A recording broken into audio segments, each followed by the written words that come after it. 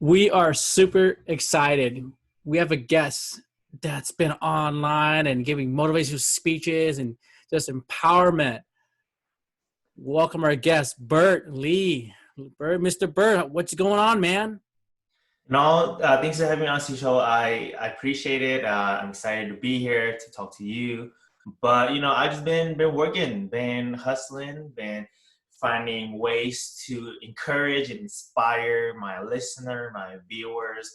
Just trying to give them a little bit more motivational quotes or confidence throughout the day because I know for sure sometimes I need it, and I know if I need it, other people need it as well. Hmm. Mhm. Now, let's start with that being said. Tell us one thing we do not know about you. Um, that I can do a little bit of magic trick and I can juggle. Aside from me already boasting about like, oh, I'm a dancer and I design and I'm also a speaker, but I love magic tricks because I think it's because I have a lot of nieces and nephews. So and they're like 8 and 12, and I would just love being able to go to parties and be the cool uncle and show off my magic tricks.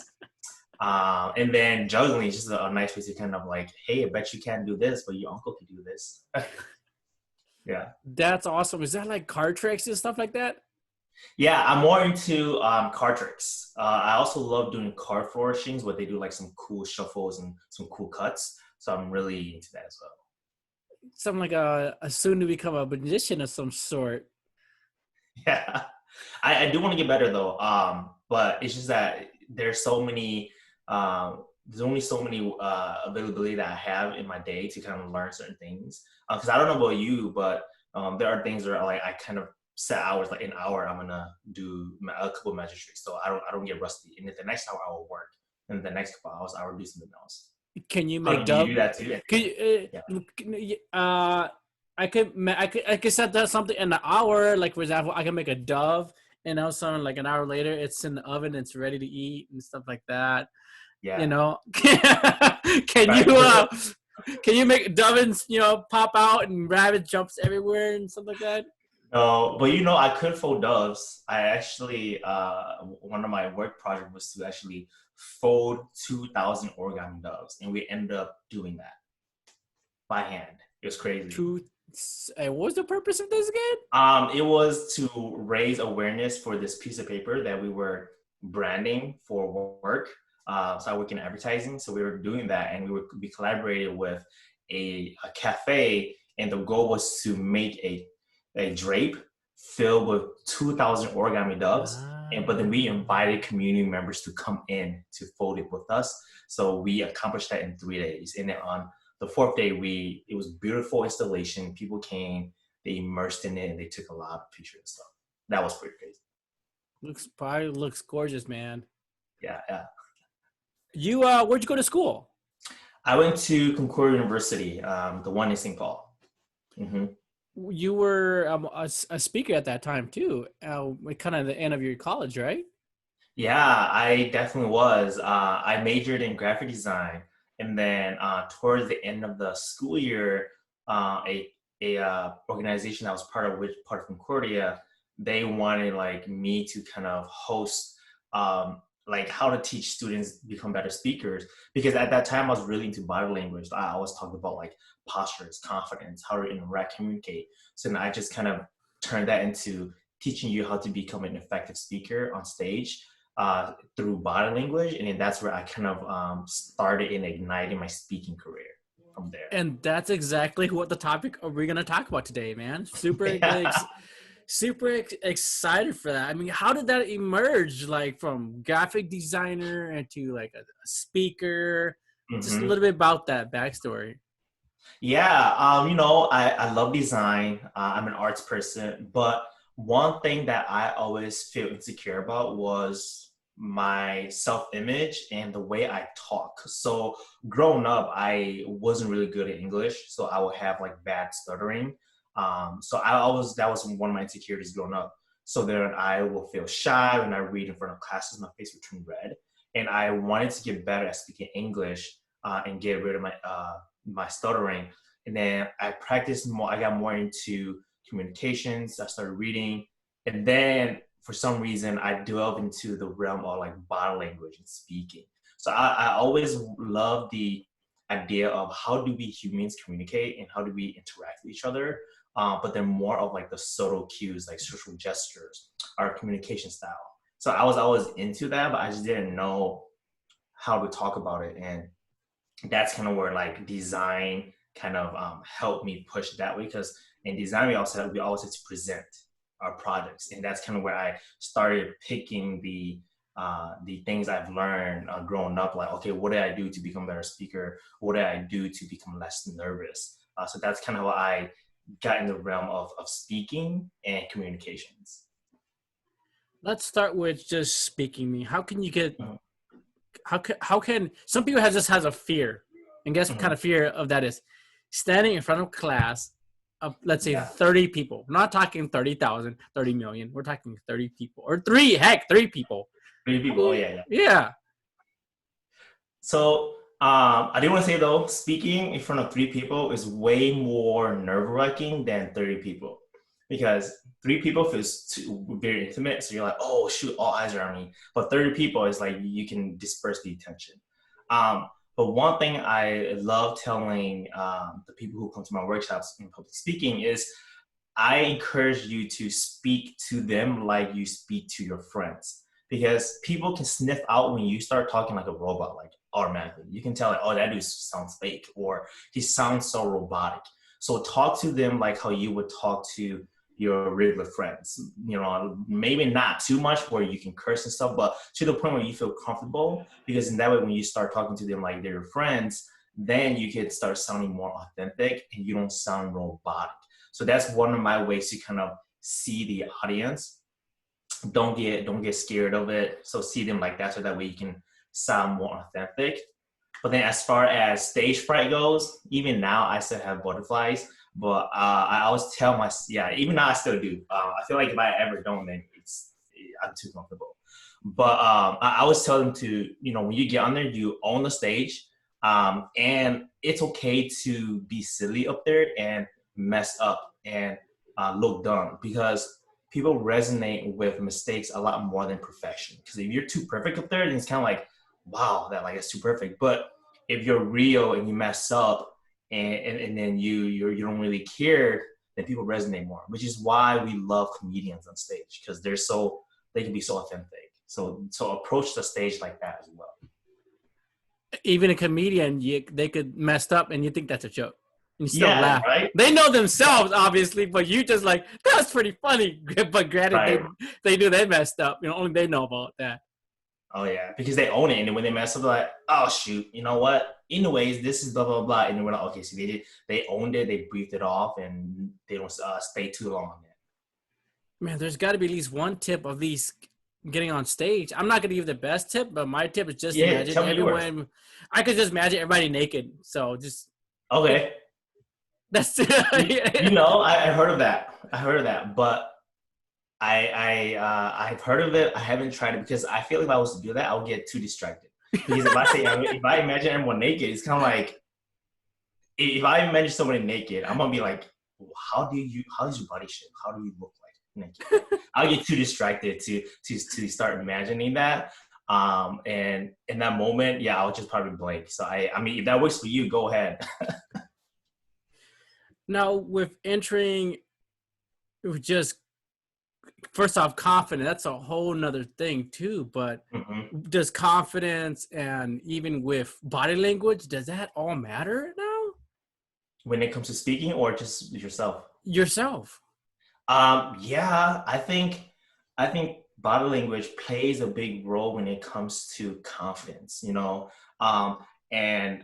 when in high school, I didn't have the best confidence, and college, I didn't have the best confidence too. So what I would do is I would just study like people who are confident, or like I study a president, the way they walk. I'll study like Tony Robbins. I'll study like dating gurus, and the way they walk and they talk to people. And body language, the number one thing that I would say is to have your shoulders back a little bit and your chin up slightly and your chest slightly popped up. So I think once you fix your posture, body language, and your confidence starts to kick in, but that's only external stuff.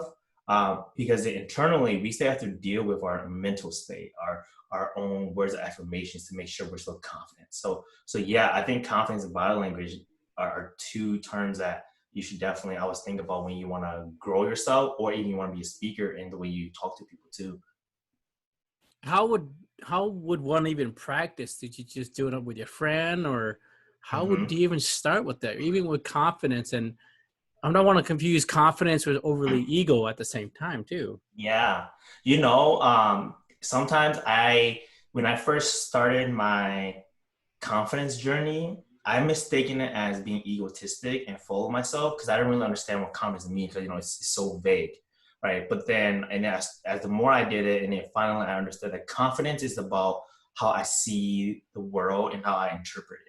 Confidence is how I ask for people's opinion. So how I start is, of course, ask the people closest to you, like ask your family members and your friends, like, hey, tell me some things that you like about me, and tell me some things why I do things in a good way. So that way you can take those compliments and build on it. And because if you don't know where to start, so you can take those and build on it. So that's kind of like asking for words of affirmations to see what you're already doing that you might not know. And then when it comes to you practicing to the body language side, I would just say, sometimes it may be weird, but practice yourself when you walk a little bit in the mirror. Practice the way you use your gestures, your hands, you interact in front of the mirror. Because I do that so that I'm aware of how I talk and I'm aware of my interactions, and just being self-aware kind of also shows that you're confident with yourself. You know that you should do things a certain way and certain gestures will work for you. With body language, you mentioned that does matter. So if you're talking to somebody and their hands are crossed, like, Mhm. does that give a vibe? Can you tell, or should you kind of just say, or you just know? How do you know? Yeah. So when it comes to body language, the beauty of it, the reason why I love it, it's because body language is just not one. When you're reading somebody's body language, it's not just one thing. You have to decode, right? You if your arms are crossed, then I'll have to keep in mind, okay, what's the situation? What's the conversation? And then, like, is it a happy conversation? You could just be cross your arms because you're relaxed. And I had to take a look at your eyes. Like, are you mad? Or are you happy? So decoding body language is I look at the arms, I look at the eyes, and I listen to the conversation, and then I can determine, oh, he's not mad, he's just comfortable. Because when somebody is close, has an arm crossed, and it's just you and him, that means they're really into a conversation. And one thing that I like to do too, it's when you're talking to somebody who has their arms crossed and you feel kind of uncomfortable, what one thing you can kind of make them break that is to kind of mirror them. What mirroring means is you would cross your arms too, and you guys would talk, and then eventually the other person, or when you start laying on your arms, they would do the same thing back. So when you mirror somebody, you're also establishing a rapport there, and a connection. So I think that's a nice way to kind of see and tell, and also break that arm barrier if you're not comfortable with it. Now let's. We're just all over the place with confidence, and because there's so much to talk about. Body Yeah, language, yeah, yeah. and and just getting on stage and just talking to people, just Right. building confidence again with with someone who doesn't have all that. Hmm. And just starting off with approaching people with confidence and having a talk conversations. How would you go about that if someone's really shy? And again, this is not Hmm. about someone who's going to talk to 3,000 people or three, but just Hmm. have confidence to someone who's really shy. And Hmm. how do you build that? You know, I my backstory, I'm an introvert, and I don't really like talking to like new strangers. That's kind of out of my comfort zone, but I would do my very best to go and do it. But if I'm ever in a situation where I'm at a party and I have a couple of friends there, but I am really shy, I don't know what to do. Um, you know, Approaching them is the hard part because you're new, you don't really know them. But let's say that you approach them because you resonate with them in a topic, and let's say you're past that phase already. And the next best thing that I've learned that I failed a lot, but I've gotten better, is to just ask a lot of questions. And when you ask a lot of questions to that person, they do see you as somebody who is comfortable and confident, because confident comes off in a different way. Because if you're talking to me, you're just standing there and you're asking questions, it means that you're interested. Even though you don't have to know the topic, but you're asking the right questions. That also already shows confidence because you're already talking to that person. And to build on confidence for somebody who's shy and who doesn't have it, it takes repetition of you constantly having to put yourself out there, talk to people, and in that way you will understand how you talk. You will understand what works for you and what doesn't work for you. So I think the best way to build confidence is kind of like you have to go out in the field and experiment. You can't just stay in and read books all day about confidence. You actually have to take it and experiment it yourself. So that's kind of how I would encourage someone who is shy, who doesn't really talk to people. And they can even start that with just their family and their friends too. Mm-hmm. Let's let's jump a little bit with confidence, with just being a little bit more, even though you're an introvert, a little bit more extrovert. Let's just say you have a little more confidence now, a little bit more of everything now. There's all this basic foundation. Can this apply to like a salesperson too? Yeah, I think so. Because I think if confidence it's again, it's a vague word because confidence could be your parents. Confidence could be the way you talk about yourself. Confidence could be the way you perceive things, and then and how you carry yourself, right? So then when it comes to like a salesperson, if they want to make a sales with people, I think when you approach somebody and you just know how to kind of read a person in the situation and then asking right questions to their situations, then I think that comes off as you being confident because you seem to know what you're doing, right? So if you ask a lot of questions like, oh, why are you, like, for example, I'm trying to sell a car, or what are you shopping for? Are you shopping for a black car? Or are you a college student? Or what's the amount of money you can spend today? So the more questions you ask that are targeted, the more confident you sound as a salesperson. Because for me, buying a car, I'm like, oh, he's asking a lot of good questions that I didn't think about. Like, so he knows what he's talking about. But really, you don't. You're just trying to make it clearer for yourself so you can sell that person a car. So that's kind of where confidence can come in as well, is asking targeted questions to make things more clear.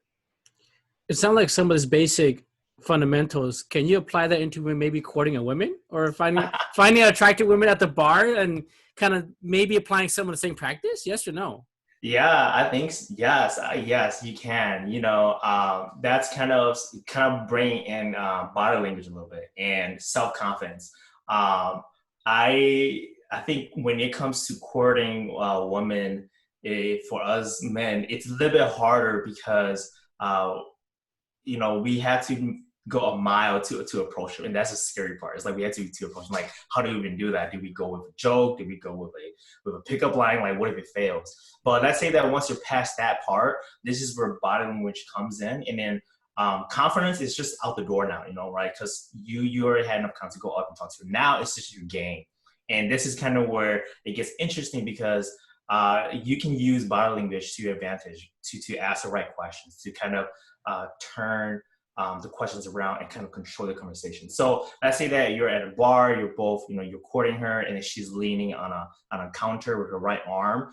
Again, like I said earlier, you will want to mirror that. So you would lean yourself on a counter as well. So that way you're mimicking her body language. So it shows that you two are connected. So once you see that body language, and then you can start using your conversations. And then let's say that if you're saying something funny and if she laughs, she flicks her hair, it's kind of like gestures to show comfortability, and then you can start using a little bit more rapport by like doing shoulder touches, arm touches. So you can kind of use body language, your advantage, to kind of like see if certain conversations is working or where it's taking turn. And if she crosses her arm, then you know that it's not going good. I mean, you just gotta have to break that barrier, or you gotta be like, okay, I messed up. Wait, so why can't I cross my own arms when she's crossing her own arm? Right, you can too. But you gotta have good comeback to see why she crossed her arms or not. But yeah, so that's where communication comes in the way you talk, and then reading a person's body language. You kind of, okay, I see that she crossed her arm. Okay, I gotta change the subject. I gotta mirror her. Well, I see that she's laughing a lot. She's touching her hair, flexing the back, trying to show a little bit more of her skin. Which is for ladies, shows a little bit more her beauty side, more of her beauty. So you see her doing that a lot, then you can, your conversation is good and you can keep going. Same thing with men, we tend to flip up our chest a bit more when we're more interested in the conversation. So once you understand those small cues, you can be like, okay, it's going well. I can change it up. I can, keep asking these questions or keep this conversation going. Huh. So it seems like Have kind you of a have you practice. what are some of your tips that you do? As far as a woman or a guy Or or man, just, what are some of your confidence that you do to make yourself like pump like, okay, I think I got this. I'm gonna go do this. Whether that's on stage, man, talking I to used to be strangers. so shy, very quiet. Now it's just a matter of me having to be quiet. It's the bigger problem. Hmm. But Yeah. that did take a lot of building in me to get there, and a lot of practice. And of course, with the rejection, whether we're implying this for women or we're implying this was trying to get a sale, Hmm. still having that rejection, right? But still not taking that to heart and still Hmm. just pushing forward to get that sale, but trying Hmm. different methods. Or and saying with the women I'm trying to ask on a date, but Hmm. in a different the way I voice myself or what to say. Um, and of course, but with same thing with I used to kind of use the same thing with just in sales or even with courting is joke, just being really funny and being yourself. Hmm. Even with sales, because that's the only weapon I've got. It's just a funny joke, or with the women, I make a funny joke. But it did definitely take some practice to really Yeah. get there. Uh, Yeah. it didn't happen overnight. I mean, I feel like some men or some women or some men, they just got it in them. They're Yeah. just a Yeah. really good people person with the ladies or just with sales, and they just got it in them. Yeah, they're Hmm. so natural at it. Hmm. Yeah, and I do agree. Like some men and some women or individuals, they have it in them. They're like natural people person, people born. They understand people, and they can just they feel very inviting. For someone like me, I'm not. So for me, I had to work at it. I had to understand why we talk a certain way, why we react a certain way, like certain phrases we use in an argument, certain phrases we use to win people to um, sound like you understand a person in a conversation. So all of that, it takes practice, and it took me years. Even now, I'm still learning. But practice does make perfect. And um, one thing that reason why I love communications and understanding body language is that if there's anything in life that I know I'm not good at, I know how to be a good conversationalist, and I understand people. Not to the core, but I understand enough to read the situation, and to kind of understand people. And I feel like people who are able to understand people and have conversations and feel more empathetic or have more empathy, they tend to be um, favored more and more successful because they're doing it for the people, and they just feel more welcoming to somebody who doesn't understand social cues, or who doesn't really understand those settings. Then they come off as someone who's egotistic or narcissist, or you don't have any social skills. So I think social skills is very important to us because we talk so much as human beings too. Wow, I'm taking notes, man, as we Yeah. are talking about One thing this. earlier you said that you were quiet, and I'm also very quiet too. And I think people who are quiet use that to your advantage because people love talking about themselves, right? When you're in a conversation, all you do is listen, and they talk to you, and they talk and talk and talk. And sometimes at the end of a conversation, I don't know if it's happened to you, but they can go like, "Man, I feel like I've known you for like 5 years," but that's because you just listened and you didn't talk. Because they poured their life to you in like 3 minutes. They spark noted it. So being quiet is actually a good thing, and you take advantage of that. It's like I would say I'd be the last to speak Okay. because Yeah. you're listening to everybody in the group to Hmm. talk about one particular subject or topic, and then Yeah. you think of all what they say, and then you're the last one to think of your own Hmm. best opinion on what they're thinking. So Yeah. rather than talking too much, how about being a good listener? Yeah. The Being a good opposite listener. way, right? Yeah. Being a good listener is hard. I think being a good listener for me, it was a little bit easier because I'm an introvert, so I don't talk as much. I don't really, interact with people. unless I have to. So listening was already part of me growing up. I just had to learn how to listen effectively.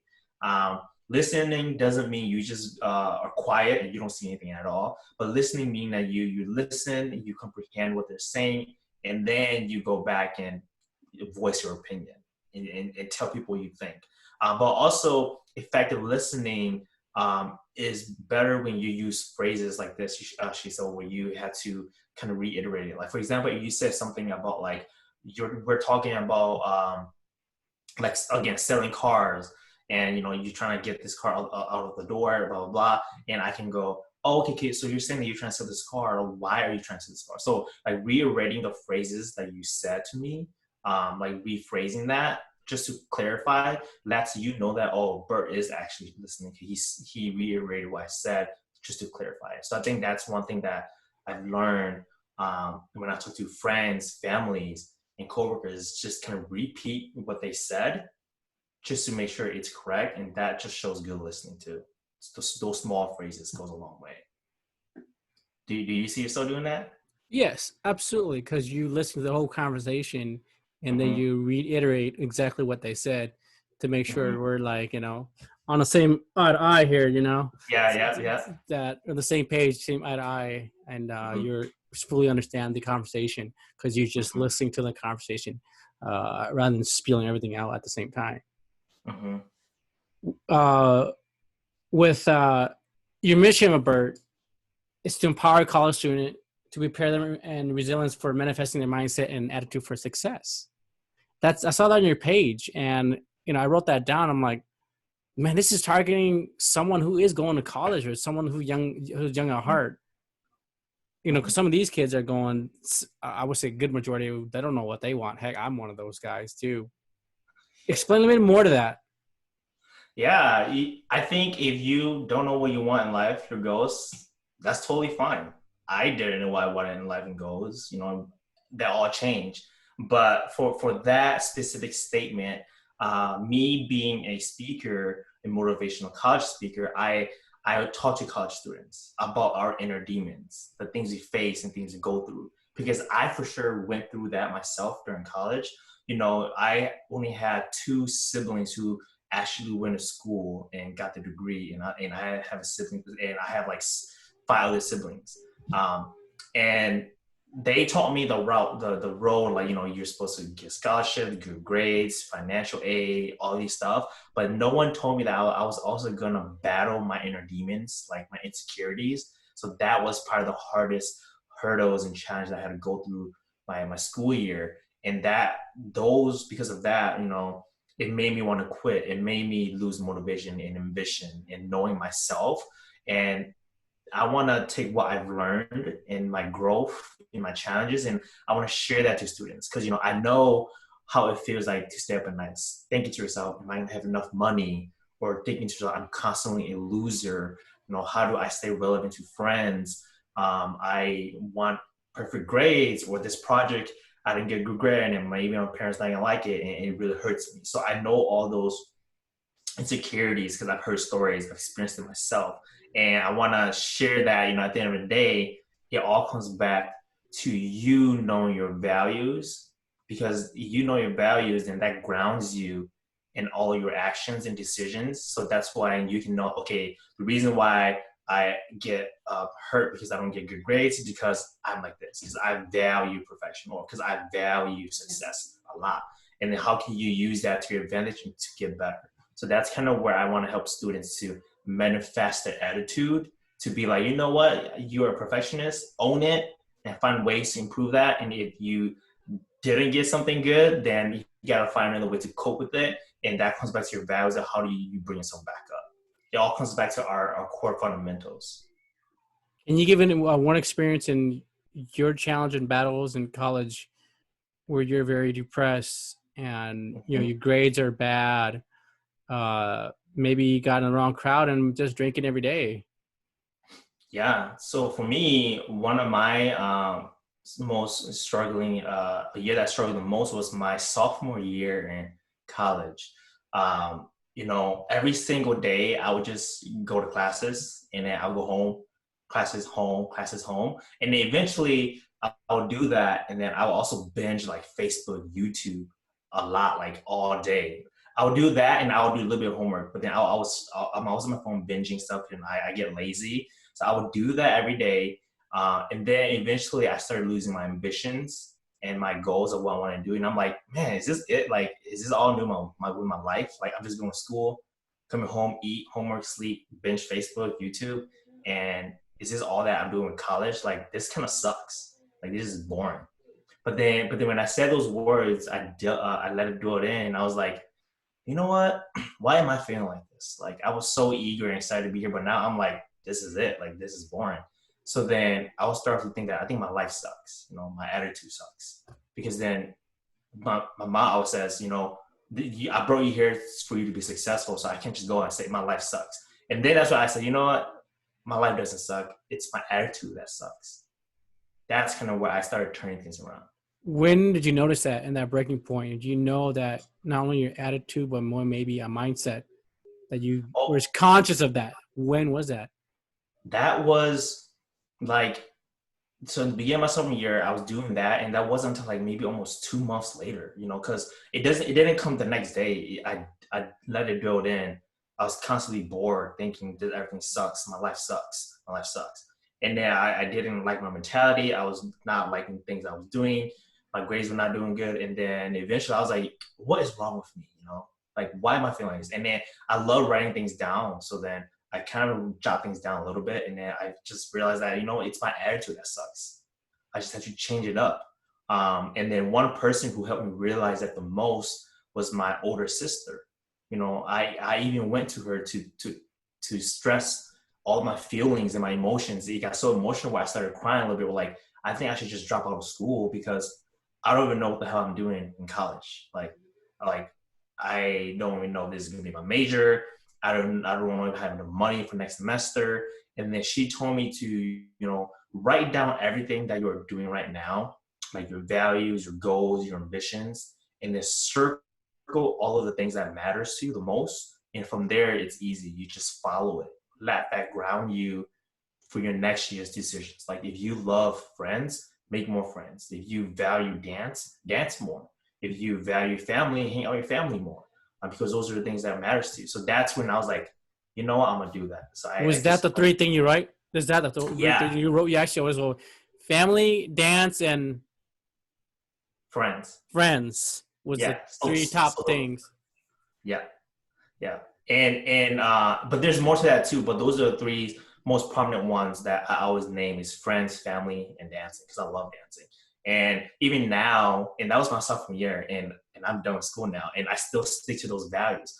I keep in touch with my friends. I hang out with my family a lot more than before, and I'm dancing. I'm still dancing, and then now I just added like speaking to it. I've added um, uh, uh, passions. So speaking and dancing is part of my passions. And so my values grounds me. So if I'm not living up to my values, then I need to reevaluate myself, or I need to think about like, okay, what can I do to meet those expectations for myself?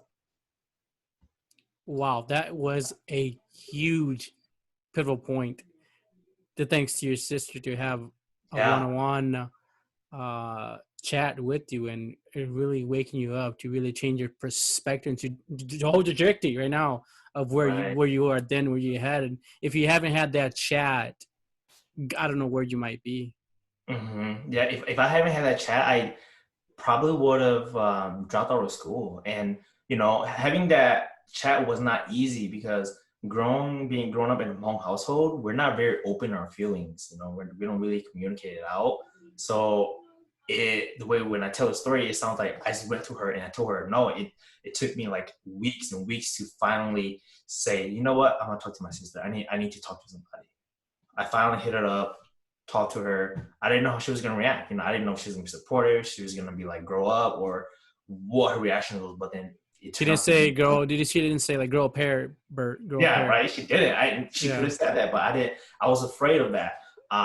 So then I went to her and she gave me the best advice that I needed. Yeah.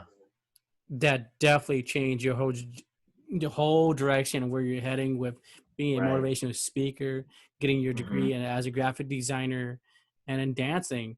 I mean, do you have Mhm. like some hidden like TikTok video with dance moves on there so I can learn how to do like Savage Love or maybe the WAP dance and all the funny dance Yeah. moves and all that?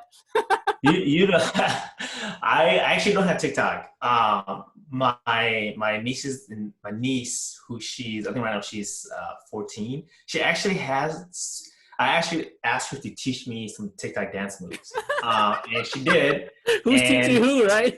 yeah, right. So I actually don't have any TikTok dance moves, but I do have an Instagram and I do post some of my dance on there once in a while. But I do want to say that I guess I'm not as cool as my niece because sometimes she would do these cool dances. I'm like, I feel so old. I feel behind the times. Like, what is that move? What is that? Like, Man, oh, y'all two should collaborate and like I know. dance together, and Yeah, it'll be so yeah, cute. And dude, that's an idea to put on your Facebook page. You and her, and just doing a right. dance. It'd be the most adorable thing ever, But and just sometimes enjoy it. Yeah. when I ask her, she has a rebel like, oh no, I don't want to do a dance with my uncle. That's because she doesn't know how cool I am yet as a dancer. Yeah. So I definitely keep Hilarious one and of too those. cute. Too hilarious Mm-hmm. and too cute. Yeah. So Wow. Shisa, I want to ask you too. How important do you think writing things down? When do you do that to yourself when you feel lost? Do you write things down to kind of reconsole with yourself to kind of bring yourself back? Absolutely. To be honest, none. So then, what do you do? I I dropped out of college, man, and that's something about me. Even though I could write a note down, it's so hard to me to reiterate and go read back to it. I'm just a lot more of a listener than I am because I have a different way of learning, and I don't write anything down because there'd be some Think a lot. individuals Yeah. like there'd be. I mean, I get what you're saying by that. But there'll be some individuals you go in the room